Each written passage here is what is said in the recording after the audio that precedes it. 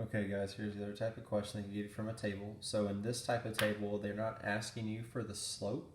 What they're asking for is a given amount and to find the matching point on the table.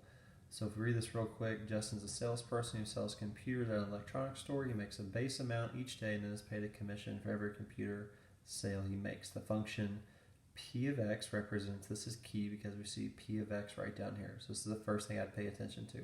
P of X represents Justin's total pay on a day.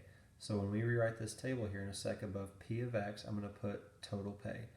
On a day in which he sells X, that's our other key point, computers. So above X, you guessed it, we're going to put computers right here. So here's the question they want to know. How many computers Justin would have to sell in order to get paid $88.75 a day? Does $88.75 fall in between my first two numbers or my second and third two numbers?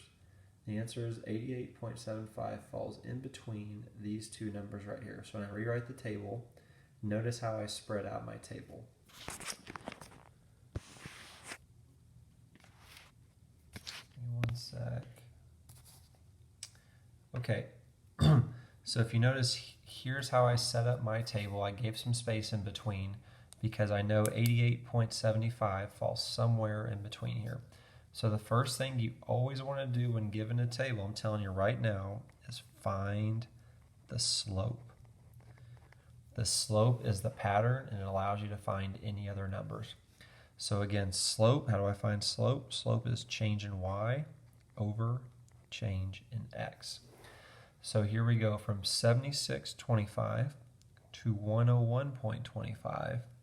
You went up, so that's a plus 25. Okay, on your x column, from 1 to 5, you went up, that's a plus 4. So again, when I write slope, my slope in this case is going to be 25 over 4. You always want to reduce, so if I put that in the calculator, it comes out to be 6.25 over 1. Okay, so that's saying every time you increase $6.25, which would go here, you can add one computer sale. Okay, so if I'm at 76.25, I'm going to add a plus 6.25 on top of that. So my new number here is going to be 82.50, and that is for 2 computer sales.